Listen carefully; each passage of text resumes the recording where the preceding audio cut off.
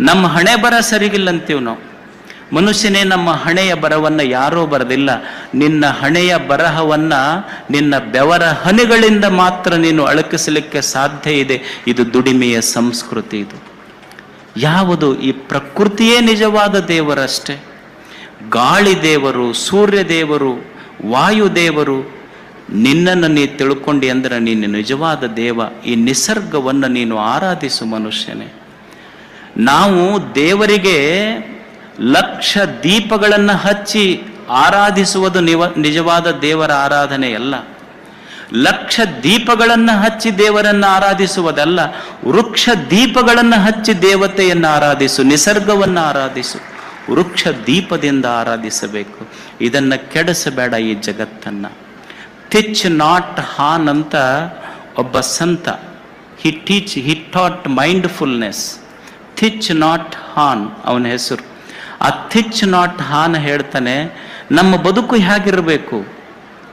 ನಾವು ಭೂಮಿ ತಾಯಿಯ ಮೇಲೆ ಇಡುವಾಗ ನಾವಿಡುವ ಪ್ರತಿಯೊಂದು ಹೆಜ್ಜೆ ಹೇಗಿರಬೇಕು ಅಂದ್ರೆ, ನಾನಿಡುವ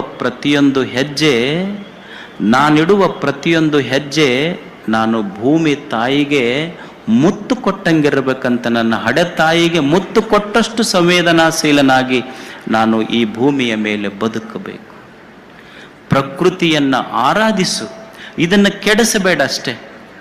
ಮನುಷ್ಯನಿಗೆ ಗೊತ್ತಿರಬೇಕು. ಈಗ ನೀವು ರೈತರದಿರಿ, ಆಕಳ ಕೆಚ್ಚಲಿಗೆ ಉಣ್ಣೆ ಹತ್ತಿರ್ತದೆ.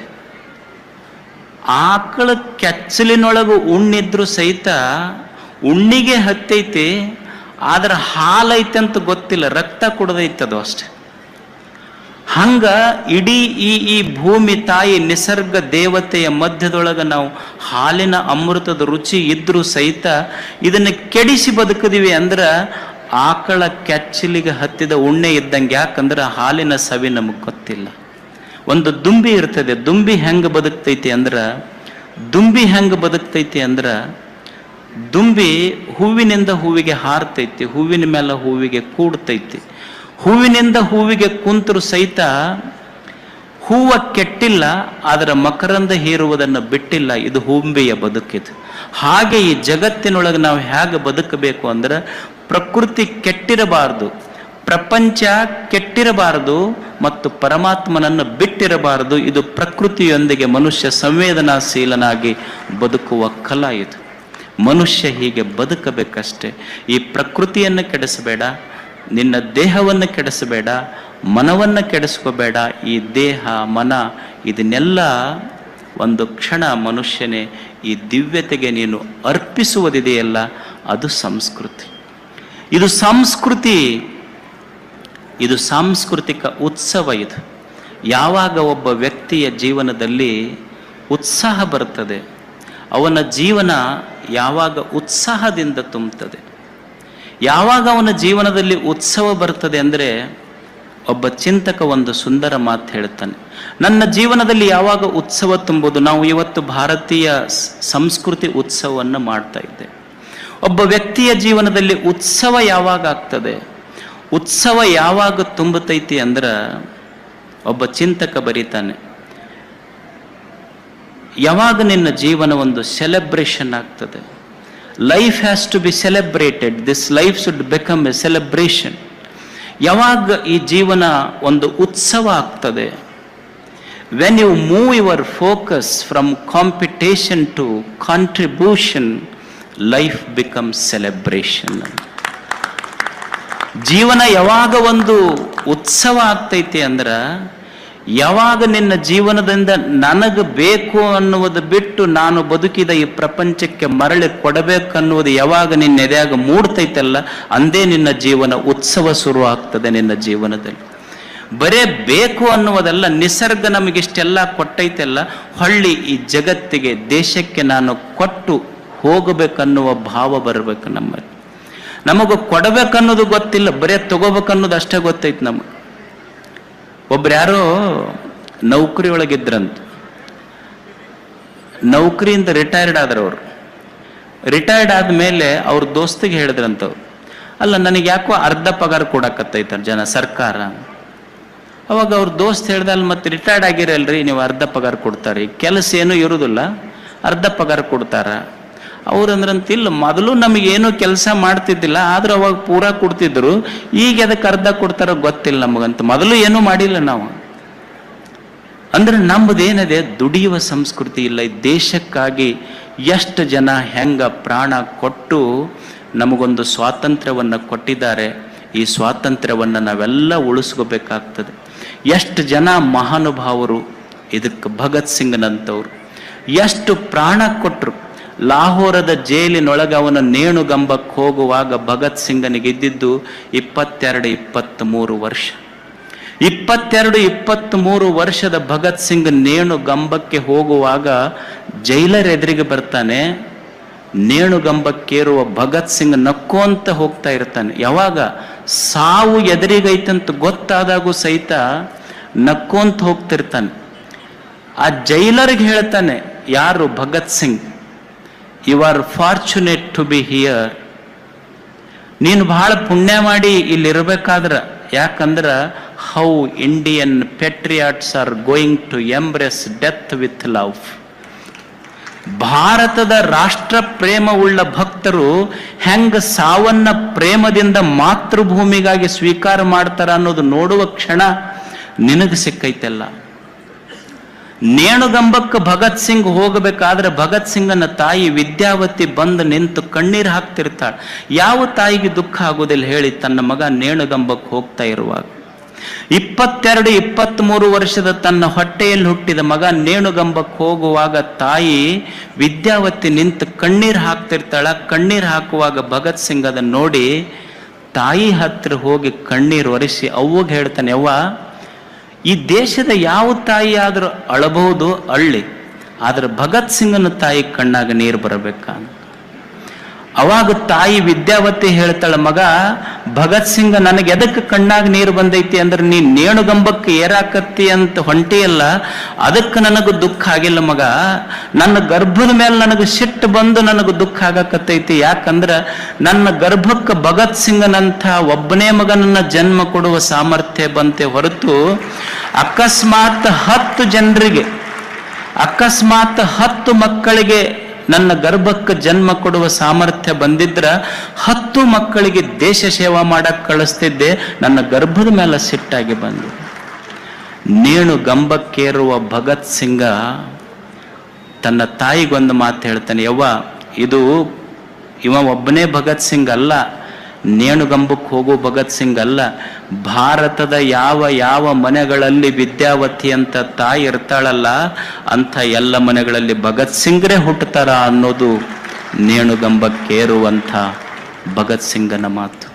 ಅದಕ್ಕೆ ಇದು ಇದು ಇದು ಈ ದೇಶಕ್ಕಾಗಿ ನಮ್ಮಲ್ಲೇನಿದೆ ಅಂದ್ರೆ I am first, nation last ನಮಗೆ. ಅದರ ನಿಜವಾದ ಸಂಸ್ಕೃತಿ ಯಾವುದು ಅಂದ್ರೆ nation first, I am last. ಇದು ನಿಜವಾದ ಸಂಸ್ಕೃತಿ. ಇದು ನಮ್ಮಲ್ಲಿ ಬರಬೇಕು.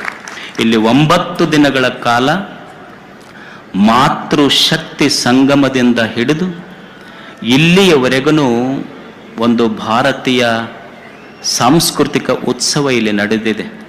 ಮೊದಲನೇ ದಿವಸ ತಾಯಿ ಕೈಯನ್ನು ತುತ್ತುಣ್ಣುವ ಕಾರ್ಯಕ್ರಮ, ಅಂದಿನಿಂದ ಹಿಡಿದು ಇಲ್ಲಿಯವರೆಗೆ ಕಾರ್ಯಕ್ರಮಗಳು ನಡೆದಾವಿಲ್ಲಿ. ಮೊದಲನೇ ಕಾರ್ಯಕ್ರಮ ಏನು? ತಾಯಿ ಕೈಯನ್ನು ತುತ್ತುಣಬೇಕು. ಎಷ್ಟು ಮಂದಿಗೆ ಸಿಗ್ತದೆ ಹೇಳ್ರಿ? ಹಣ ಇದ್ದವನಿಗೆ ಹೋಟೆಲ್ನಾಗ ನೀವು ಉಣಬೇಕಾದ್ರೆ ಹಣ ಬೇಕು, ತಾಯಿ ಕೈಯನ್ನು ತುತ್ತು ತಿನ್ನಬೇಕಾದ್ರೆ ಋಣ ಬೇಕಾಗ್ತದಷ್ಟೇ. ಋಣ ಇದ್ದವನಿಗೆ ಮಾತ್ರ ಸಿಗ್ತದೆ. ಅದಕ್ಕಂಥ ಒಂದು ಋಣಾತ್ಮಕ ಬದುಕನ್ನು ಕಲಿಸುವುದಕ್ಕಾಗಿ ಮಾತೃಶಕ್ತಿ ಸಂಗಮ. ಮೊದಲು ಮನೆಯಾಗಿನ ತಾಯಂದಿರಿಗೆ ರೆಡಿ ಮಾಡ್ಬೇಕಂತ ಅವರು ಮೊದಲನೇದು ಅದು ರೆಡಿ ಮಾಡ್ಯಾರ. ಯಾಕಂದ್ರೆ ಅವರು ಸರಿಯಾಗಿ ಬಿಟ್ರೆ ಉಳಿದಿದ್ದ ಮನೆಯೆಲ್ಲ ತಾನ ಸರಿ ಆಕೈತದ. ಒಬ್ಬವ ಪುಸ್ತಕ ಬರೆದಿದ್ನಂತಂದು, ಅದು ಪುಸ್ತಕ ಭಾರಿ ಸೇಲ್ ಆತಂತದ್ದು, ಭಯಂಕರ ಸೇಲ್ ಆತದು. ಅನ್ಲಿಮಿಟೆಡ್ ಒಂದು 50 ಮುದ್ರಣ 100 ಮುದ್ರಣ ಹೋತಂತ. ಉಳಿದು ಬರೆಯವರಿಗೆ ಬರಹಗಾರರಿಗೆಲ್ಲ ಸಿಟ್ಟು ಬಂತಂತ. ಇವ ನಮ್ಮ ಮಗ್ಲಿದ್ದು ನಾವು 100 ಪುಸ್ತಕ ಬರೆದಿವಿ, ನಮ್ಮದು ಸೇಲ್ ಆಗುವಲ್ದು. ಇವ ಒಂದ ಪುಸ್ತಕ ಬರೆದಾನ, ಇಷ್ಟ ಹೆಂಗ್ ಸೇಲ್ ಆತು ಏನಾರ ಅಂತ ಕೇಳಕ್ ಬಂದ್ರು. ಅವ ಪುಸ್ತಕ ಬರೆದಿದ್ದ, ಅದ್ರ ಹೆಸರು ಏನಿತ್ತು ಅಂದ್ರೆ ಹೌ ಟು ಚೇಂಜ್ ಲೈಫ್. ಆದ್ರೆ ತಪ್ಪು ಮಿಸ್ಟೇಕ್ ಆಗಿ ಏನಾಗಿತ್ತು, ಅದು ಯಾಕೆ ಸೇಲ್ ಆಗಿತ್ತು ಅಂದ್ರೆ ಹೌ ಟು ಚೇಂಜ್ ಲೈಫ್ ಹೋಗಿ ಹೌ ಟು ಚೇಂಜ್ ವೈಫ್ ಅಂತ ಆಗಿತ್ತು, ಅದಕ್ಕೆ ಸೇಲ್ ಆಗಿತ್ತು ಅದು ಅಷ್ಟೆ. ಅವ್ರೇನು ಬದಲಾಗವ್ರಲ್ಲ ಬಿಡೋರಲ್ಲ, ಆದ್ರೆ ಮಾಡಕ್ ಮಂದಿ ಪ್ರಯತ್ನ ಬೆನ್ನು ಹತ್ತಿತ್ತದು. ನೀವು ನೋಡ್ರಿ ಸುಮ್ಮನೆ ಹೆದರ್ತಾರೋ. ಒಂದು ಸುಮ್ಮನೆ ಕೈಯಾಗಿನ ಫೋನ್ ವೈಬ್ರೇಟ್ ಆಗಕತ್ತಿತ್ತು ಅಂದ್ರೆ ಅದು ಮಿಸ್ ಕಾಲ್ ಅಂತ ತಿಳ್ಕೊಬೇಕು, ಮತ್ತು ಫೋನ್ ಹಿಡ್ದವನು ವೈಬ್ರೇಟ್ ಆಗಕತ್ತಿತ್ತಂದ್ರೆ ಮಿಸ್ಸಸ್ ಕಾಲ್ ಅಂತ ತಿಳ್ಕೊಬೇಕದಷ್ಟು.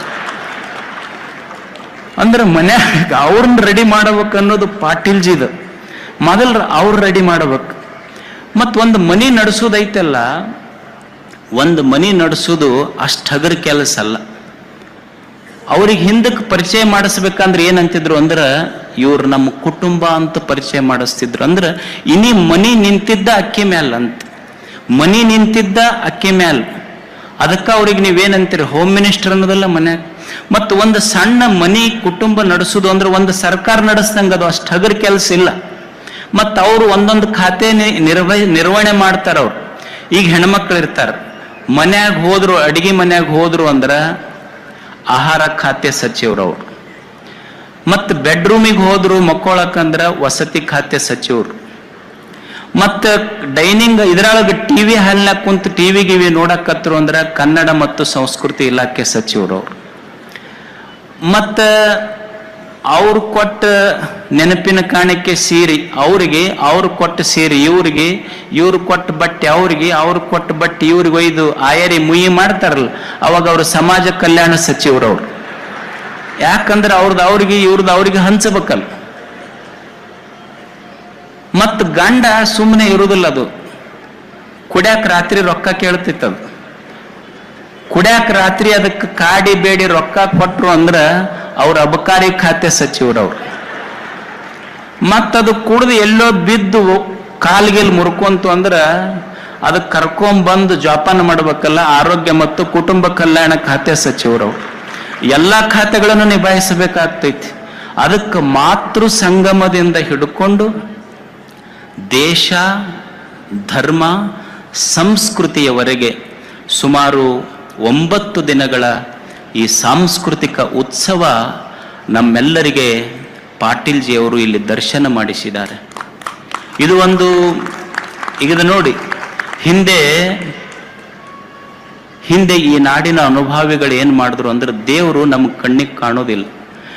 ಕಣ್ಣಿಗೆ ಕಾಣದ ದೇವ ಹೇಗಿದ್ದ ಅಂದ್ರೆ ಅವ ಜಗದಗಲ ಮುಗಿಲಗಲ ಮಿಗೆಯಗಲ. ಜಗದಗಲ ಮುಗಿಲಗಲ ಮಿಗೆಯಗಲವಾದ ದೇವನನ್ನ ಸುಮ್ಮನೆ ನಮ್ಮ ಕೈಯೊಳಗೊಂದು ಇಷ್ಟಲಿಂಗದ ಮುಖಾಂತರ ತಂದಿಟ್ಟು ಇದು ದೇವರು ಅಂತ ಕೈಯಾಗ ತೋರಿಸಿದ್ರವ್ರು. ಎಲ್ಲಿ